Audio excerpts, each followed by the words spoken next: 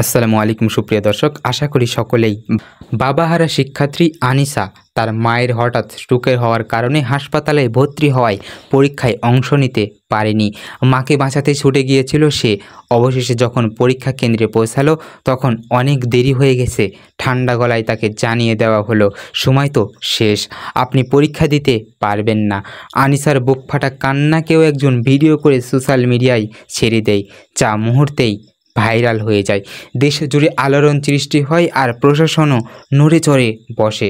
অবশেষে পরীক্ষা গ্রহণকারী সংস্থা জানায়, মানবিক বিবেচনায় আনিসাকে বাংলা বিষয়ে পরীক্ষা দেওয়ার সুযোগ দেওয়া হবে। কিন্তু এই ঘটনা এক গুরুত্বপূর্ণ প্রশ্ন তুলে ধরে, আমাদের সমাজে মানবিকতা কেবল কি ভাইরাল হলেই সক্রিয় হয়? আনিসার প্রতি সহানুভূতি থাকা অবশ্যই উচিত, কারণ তার মা স্ট্রোক করেছিল এবং সে দেরিতে কেন্দ্রে এসেছিল। তার কান্না দেখে আমাদের সবার মন কেঁদেছে। কিন্তু প্রশ্ন হলো, এই সহমর্মিতা কি শুধু ভাইরালের জন্যই? যাদের ভিডিও ভাইরাল হয় তারাই কি সুযোগ পাবে?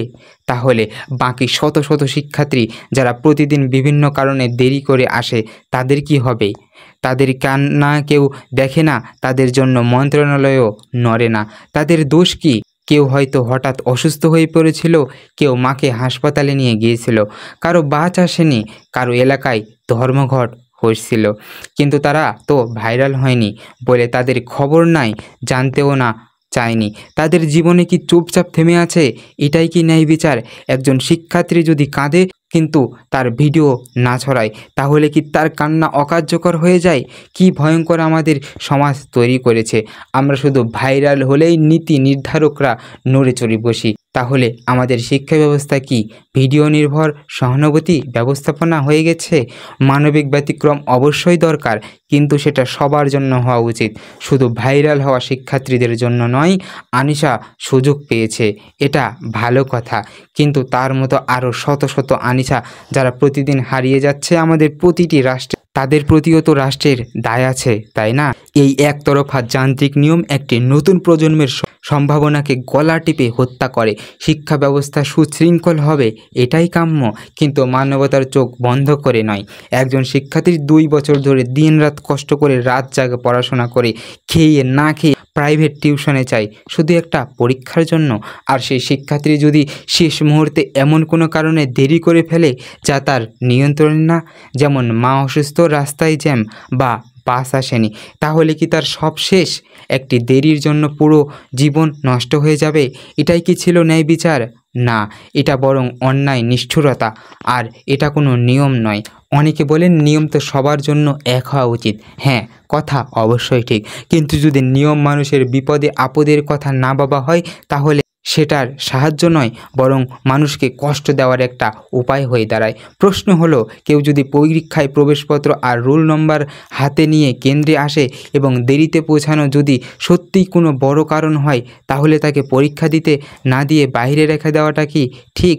সে তো পরীক্ষা দিতে এসেছে, পালিয়ে যেত না তো নয়। তাহলে কেন তার মতো একজন মানুষ শিক্ষার্থীর সব কষ্ট ঝটকায় শেষ করে দিতে হবে? যে পরীক্ষা দিতে চায় তাকে সুযোগ না দেওয়া মানে তার ভবিষ্যৎ নিজের হাতে ধ্বংস করে ফেলা। অনেকে বলেন সময় বেশি কড়াকড়ি হয় যেন প্রশ্নপত্র ফাঁস না হয়। ভালো কথা, কিন্তু এর একটা সহজ সমাধান তো আছে। যারা একটু দেরিতে আসে তাদের জন্য আলাদা ঘরে বসিয়ে পরীক্ষা নেওয়া যায়। প্রশ্ন একটাই থাকবে, শুধু দেরি হওয়ায় যতটুকু সময় নষ্ট হয়েছে সেটুকু সময় দেওয়া হবে? এমন কোনো কেন্দ্র আছে যেখানে দেরি করেও পরীক্ষার্থীকে ঢুকতে দেওয়া হয়, কিন্তু তার বাকি খাটা সময়টুকু তাকে সময় দেওয়া হয়? আনিসার ঘটনা আমাদের শিক্ষা ব্যবস্থাকে কঠোর নিয়মের দুর্বলতাকে উন্মোচন করে দিয়েছে। এই নিয়মগুলো পরীক্ষার্থীদের জ্ঞান দক্ষতা যাচাইয়ের পরবর্তীতে তাদের জীবনের অনিবার্য পরিস্থিতির শিকার হওয়ার জন্য শাস্তি দেয়।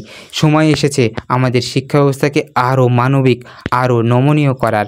শিক্ষার্থীদের প্রতি সহানুভূতি, ন্যায় বিচার নিশ্চিত করতে এই কঠোর নিয়ম পরিবর্তন আনা সময়ের দাবি। প্রিয় দর্শক, আজকে এই পর্যন্তই।